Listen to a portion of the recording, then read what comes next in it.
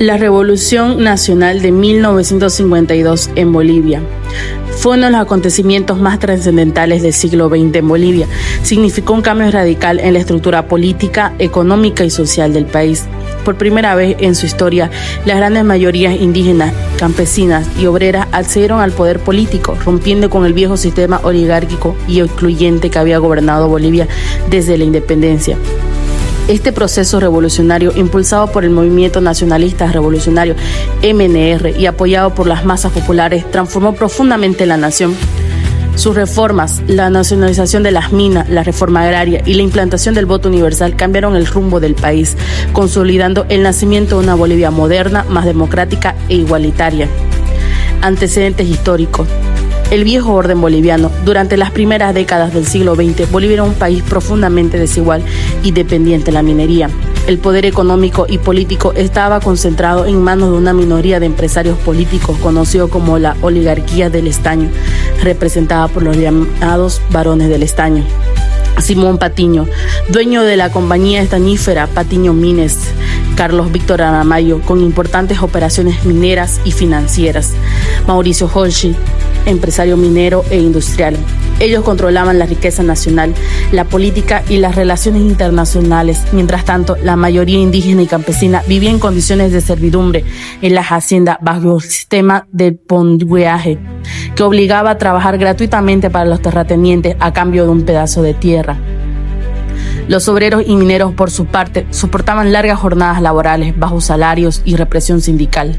El sistema político también era excluyente. Solo los alfabetizados y propietarios de varones podrían votar, lo que representaba menos del 10% de la población. La Guerra del Chaco de 1932 a 1935 frente a Paraguay, que terminó con una derrota humillante, agudizó el descontrol nacional. Miles de combatientes, en su mayoría campesinos e indígenas, regresaron del frente decepcionados por la incompetencia de las élites.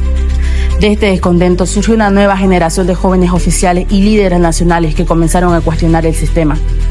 Nacimiento del MNR y ascenso del nacionalismo revolucionario. En este contexto de crisis, en 1941 se fundó el Movimiento Nacionalista Revolucionario MNR, encabezado por Víctor Paz Estenssoro, Hernández Siles Suazo, Juan Lechín Oquendo, Walter Guevara Arce y Néstor Guillén. El partido nació con una visión nacionalista y antioligárquica, influenciado por el reformismo social europeo y las ideas de justicia económica. El MNR propuso 3 grandes ejes de cambio. El primero, nacionalización de las minas para devolver a los recursos naturales al pueblo boliviano. El segundo, reforma agraria para acabar el latifundio y la servidumbre indígena. Tercero, voto universal para incluir a todos los bolivianos en la vida política sin discriminación. En las elecciones de 1951, el MNR ganó la presidencia con Víctor Paz Estenssoro, pero las Fuerzas Armadas, temerosas del cambio, dieron un golpe militar e impusieron al general Hugo Ballivián Rojas. Este hecho fue la chispa que encendió la insurrección popular del año siguiente. La insurrección de abril de 1952. El 9 de abril de 1952 estalló en La Paz una rebelión popular armada organizada por el MNR con el apoyo de los mineros del siglo XX. Y Catavi, los obreros fabriles, los campesinos y el sectores urbanos y medios. Durante 3 días el pueblo combatió contra el ejército en las calles de La Paz. Las milicias obreras y campesinas dirigidas por Juan Lechín Oquendo lograron vencer a las tropas militares. El ejército fue disuelto y el poder quedó en manos del MNR. Hernández Siles Suazo asumió el gobierno provisional, mientras que Víctor Paz Estenssoro, exiliado en Argentina, fue llamado para regresar a asumir la presidencia. El país vivió entonces un momento histórico de unidad nacional, con un pueblo armado que había conquistado su derecho a gobernarse. Las grandes reformas de la revolución, nacionalización de las minas, 31 de octubre de 1952. El gobierno de Paz Estenssoro decretó la nacionalización de las 3 grandes compañías de Patiño, Aramayo y Hochschild. Estas empresas pasaron a formar parte de una corporación minera de Bolivia, Comibol. El estaño, principal riqueza del país, dejó de ser propiedad privada y pasó a manos del Estado, convirtiéndose en símbolo de soberanía nacional. La reforma agraria del 2 de agosto de 1953. El 2 de agosto fue fecha simbólica por ser el Día del Indio. El gobierno promulgó el decreto de la reforma agraria que abolió el pongueaje y distribuyó tierra entre los campesinos. El lema fue claro: la tierra es de quien la trabaja. se reconocieron los sindicatos campesinos y se promovió la participación indígena en la vida política nacional. Aunque la productividad agrícola disminuyó inicialmente, el cambio fue socialmente liberador. El voto universal 1952. El nuevo gobierno eliminó todas las restricciones de voto por analfabetización, género o propiedad. Por primera vez en la historia, mujeres, indígenas y analfabetos pudieron ejercer su derecho al sufragio. El electorado aumentó de unos 200.000 votantes a más de 1 millón. Esta medida marcó el inicio de la democracia moderna en Bolivia. Reforma educativa. Se impulsó una educación popular, bilingüe y rural, orientada al nacionalismo y a la integración social. Se abrieron escuelas en el campo y se promovieron campañas de alfabetización masiva. Reorganización del ejército. El ejército fue disuelto temporalmente y reemplazado por milicias obreras y campesinas. Años después fue reconstruido bajo el control del gobierno, pero con una estructura más moderna y nacionalista. Consecuencias y transformaciones. La revolución cambió por completo la estructura social del país.